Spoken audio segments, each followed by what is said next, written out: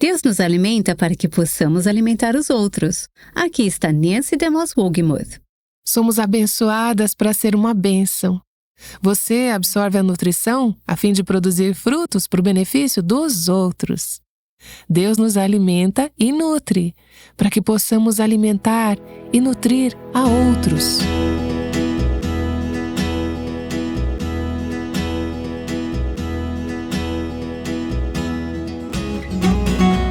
Este é o Aviva Nossos Corações, com Nancy DeMoss Wolgemuth, autora de A Sós com Deus, na voz de Renata Santos.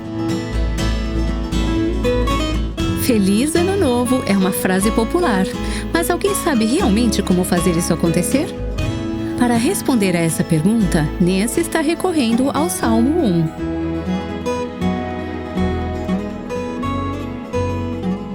Bem, aqui no início do ano novo, no começo de janeiro, estamos dedicando as primeiras semanas para falar sobre como ser feliz neste novo ano e como ter um ano novo abençoado. O novo ano já começou, mas ainda estamos pensando em resoluções, metas e na trajetória que queremos para nossas vidas este ano, o caminho que vamos escolher. É por isso que estamos passando essas semanas meditando no Salmo 1, que fala sobre como ser uma pessoa abençoada, como não ter um ano abençoado apenas, mas ter uma vida e uma eternidade abençoadas. Deixe-me ler os primeiros versículos. Bem-aventurado é aquele que não anda no conselho dos ímpios, não se detém no caminho dos pecadores, nem se assenta na roda dos escarnecedores. Pelo contrário, o seu prazer está na lei do Senhor, e na sua lei medita de dia e de noite. Se este for o primeiro episódio desta série que você está escutando, saiba que passamos os últimos 4 episódios nos 2 primeiros versículos do Salmo 1. Caso tenha perdido alguns dos episódios anteriores, acesse o nosso site e clique na aba Podcasts. Agora, ao chegarmos ao versículo 3, perguntamos: qual é o resultado ou a consequência desse estilo de vida? Uma pessoa que não anda segundo o conselho dos ímpios, que se deleita na lei do Senhor, qual é a recompensa? Qual é o benefício? Qual é o resultado do seu modo de vida? O versículo 3 nos diz: ele é como a árvore plantada junto a uma corrente de águas que, no devido tempo, dá o seu fruto e cuja folhagem não murcha, e tudo o que ele faz será bem-sucedido. Como uma árvore plantada junto às correntes de água, essa pessoa está enraizada, estável, bem nutrida, madura, crescendo, frutífera, não apenas a curto prazo, mas ao longo de toda a vida. Quanto mais velha eu fico, mais percebo a importância de crescer e ser espiritualmente frutífera e vibrante ao longo do tempo. Essa pessoa é firme, perseverante, florescente, e ao ler esse versículo e pensar nessas características, eu me pergunto: essas palavras me descrevem? Houve várias vezes, mesmo nos últimos dias, quando minha vida não teria sido descrita como estável, madura, firme, florescente, mas eu quero que essas palavras me descrevam. Enquanto eu meditava nessa passagem, eu pensei: sim, é isso que eu quero. Eu quero ser esse tipo de pessoa. Quero tomar um tempo hoje para explorar essa analogia de uma árvore, no versículo 3, e ver o que isso tem a ver conosco. Ele diz que essa pessoa justa, essa pessoa abençoada e feliz, é como uma árvore. E depois há 3 descrições. É uma árvore plantada junto a correntes de água, uma árvore que dá seu fruto na estação certa e uma árvore cujas folhas não caem. Vamos olhar para cada uma dessas descrições e ver como elas descrevem a pessoa justa, a pessoa que está no caminho da piedade. Primeiro, como uma árvore plantada junto a correntes de água. Eu deveria ter feito isso há muito tempo, mas aconteceu que esta manhã, antes de vir para essa gravação, eu procurei a palavra correntes na língua original e não era o que eu pensava. A palavra usada ali é, na verdade, usada para se referir a um pequeno canal de água. Não é necessariamente como um rio largo e volumoso, embora esse conceito seja usado em outras partes das Escrituras. Mas, neste caso, é um pequeno canal de água, como na irrigação, o que sugere que as correntes de água aqui podem não ser rios naturais. E isso diz algo, que a água da Palavra de Deus, a água do Espírito de Deus, não é algo que encontramos naturalmente. É uma provisão sobrenatural de Deus que vem do seu coração para nós. Ele é o fluxo de água que rega nossas raízes e nos torna frutíferas, uma fonte sobrenatural de água. Como essa pessoa justa é como uma árvore plantada, firmemente plantada, junto a correntes de água. Bem, uma árvore plantada ao lado de um canal de irrigação, seja o que for, tem um suprimento constante de água, uma fonte de nutrição. E assim é com a pessoa que medita na Palavra de Deus dia e noite. Ao fazer isso, ao aceitar o desafio diário de leitura da Bíblia, sua alma será irrigada, ela será regada, você terá um suprimento constante de nutrição espiritual.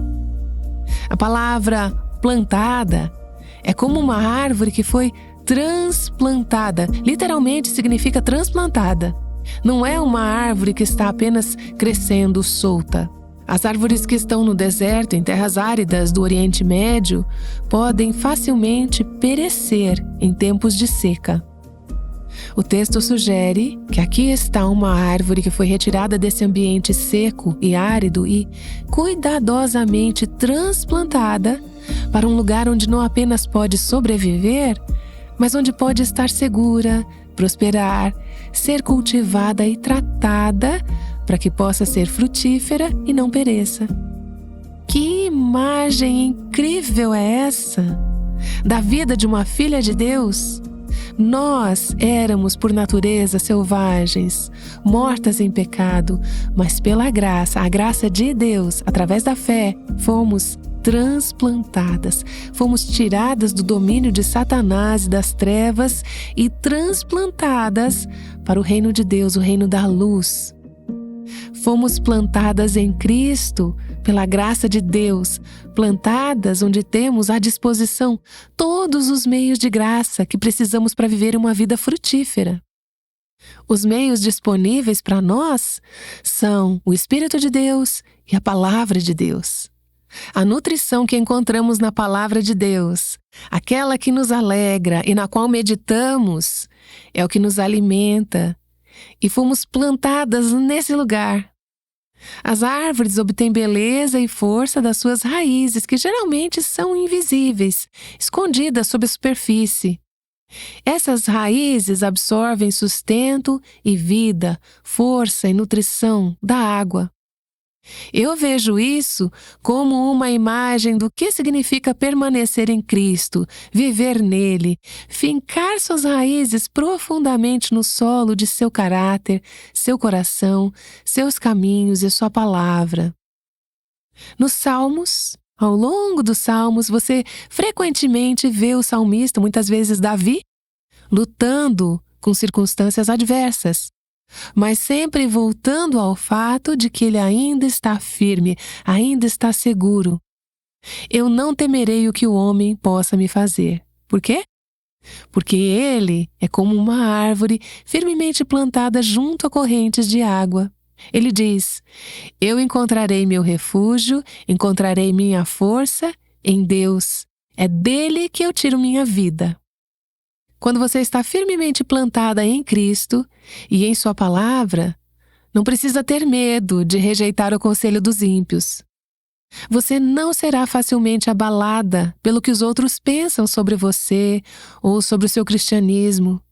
Você meditou na palavra de Deus, se alegrou nela, e isso se tornou a sua estrela guia. Esse é o seu modo de pensar. Você está plantada na palavra de Deus. Você está completamente entregue, estável, segura e sólida na palavra de Deus. A imagem oposta a isso, em vez de uma árvore plantada junto a correntes de água, é a imagem de um arbusto no deserto. Ele não está plantado, né? Não tem raízes, apenas se deixa levar para onde o vento soprar. É isso que vemos em Efésios capítulo 4, por exemplo, onde o apóstolo Paulo fala sobre aqueles que são crianças. Eles são levados de um lado para o outro pelas ondas e carregados por todo o vento de doutrina. São arbustos no deserto. Isso é verdade para pessoas que seguem o conselho dos ímpios. Elas não têm raízes que as mantenham estáveis e seguras em tempos de adversidade. Essa pessoa justa é como uma árvore plantada junto a correntes de água. E aqui está a segunda descrição. Ela dá seu fruto na estação certa. Isso não é apenas uma imagem de um tubo, um objeto inanimado que canaliza a água de um lugar para o outro. Isso é um objeto vivo, algo que está vivo. Essa árvore está viva. Ela absorve água através das raízes e, no momento apropriado, produz nova vida, frutos maduros e saborosos. Há um processo: receber vida, dar vida, produzir vida. Dito isso, as árvores não dão frutos de imediato. Você não planta uma macieira e no dia seguinte já tem maçãs. Aqui, onde vivemos, em uma região frutífera, os agricultores sabem que a árvore precisa fincar raízes, ser cuidada e nutrida e passar por um processo de amadurecimento. E assim, os resultados em nossas vidas de deleitar-se na palavra de Deus e meditar nela dia e noite, de ter nossas vidas enraizadas em Deus, não aparecem da noite para o dia. Leva tempo. É preciso paciência para dar frutos. E é por isso que eu estou desafiando todas as nossas ouvintes. Isso não é para um grupo seleto, não é para um clube espiritual aqui. É para cada ouvinte. Quero desafiá-las a aceitar este desafio diário de leitura da Bíblia este ano e dizer: todo dia eu quero receber a palavra de Deus no meu sistema. Vou absorver a água da palavra de Deus.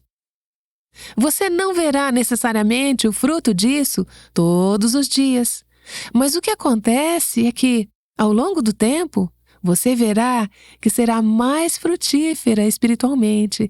Você produzirá o bom fruto do caráter de Deus e o fruto do Espírito. A qualidade do fruto que você produz depende do tipo de nutrição que você recebe. O tipo de nutrição que a árvore recebe determinará a qualidade do fruto. Lembre-se de que a árvore precisa ter raízes antes de poder dar frutos. É por isso que ela precisa estar plantada. Não adianta pegar um galho e colocá-lo em um copo na sua mesa. Esse galho não vai dar frutos porque não tem raízes. Por isso, você precisa fincar suas raízes na palavra de Deus, e então você dará frutos na estação certa. É isso que Jesus fala em João capítulo 15. Quem permanece em mim e eu nele, esse dará muito fruto, porque sem mim vocês não podem fazer nada. Nisto é glorificado o meu Pai, que vocês deem muito fruto, e assim mostrarão que são meus discípulos. Prove o que está no coração de quem você é. Prove que Cristo está em você, porque o fruto de Cristo está sendo produzido por meio de você. Jesus disse aos seus discípulos: eu vos escolhi e vos designei para que vades e deis fruto, e o vosso fruto permaneça. Fruto de qualidade, o fruto do Espírito, o fruto da semelhança com Cristo, o fruto de reproduzir vida em outros. Minhas queridas, fomos abençoadas para ser uma bênção. Você absorve a nutrição para que possa produzir frutos para o benefício e nutrição dos outros. Deus nos alimenta e nutre para que possamos alimentar e nutrir a outros.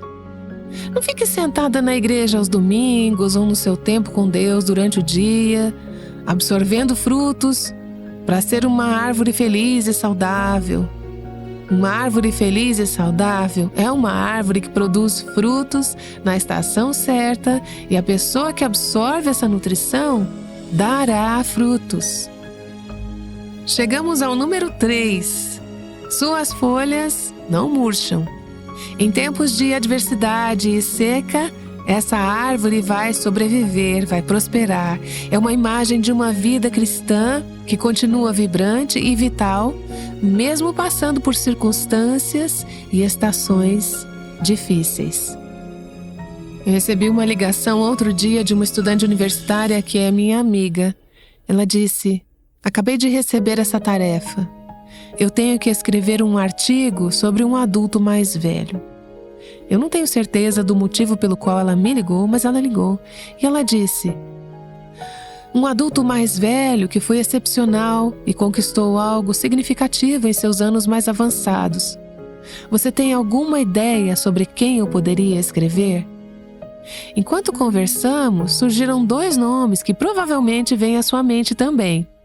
Um é o nome de Elisabeth Elliot, que começou seu programa de rádio após ter sido missionária, escreveu muitos livros e teve um ministério incrível e frutífero.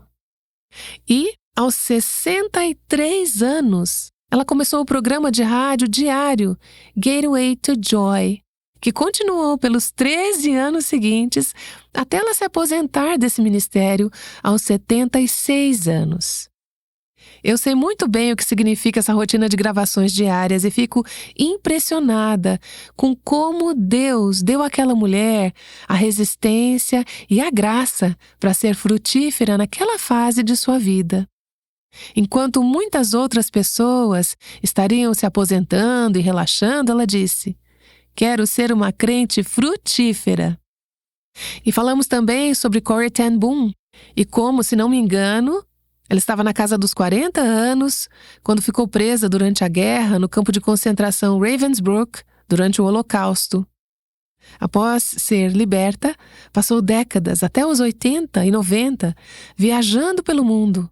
Eu não sei quantos países e continentes ela visitou falando sobre Jesus, proclamando o amor de Cristo, dando seu testemunho. Ela permaneceu espiritualmente apaixonada e cheia de vigor, crescendo, servindo ao Senhor e aos outros, sendo frutífera, sempre abundante na obra do Senhor. Eu penso em mulheres como essas e digo: é o tipo de pessoa que eu quero ser. Eu não quero enferrujar, eu quero ser frutífera e cheia de vigor. Green Leaf in Drought, folha verde na seca. É o nome de um livro que foi escrito na década de 50. É a história de um casal chamado Arthur e Wilda Matthews, que eram missionários na China.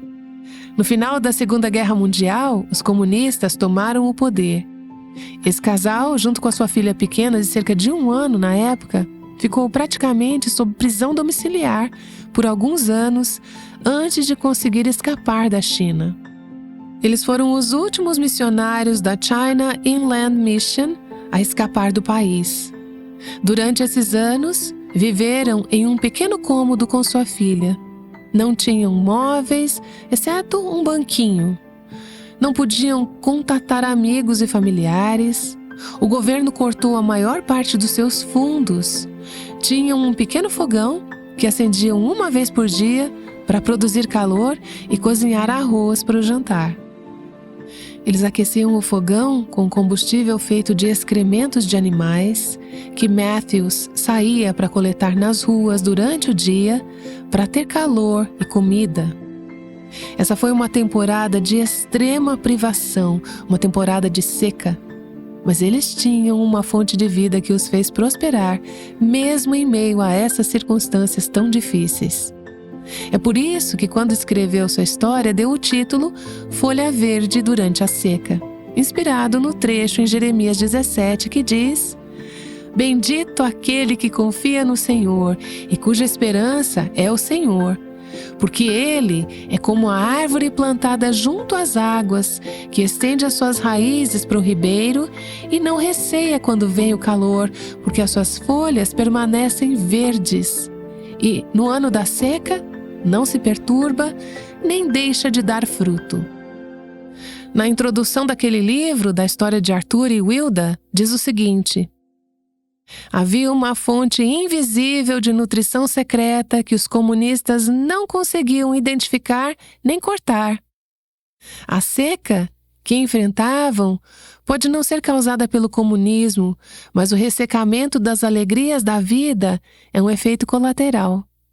Quando essas alegrias desaparecem, existe uma fonte de nutrição secreta que a seca mortal não consegue atingir.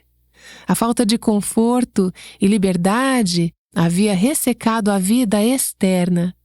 Mas será que isso poderia destruir as raízes da liberdade que se estendem até o rio?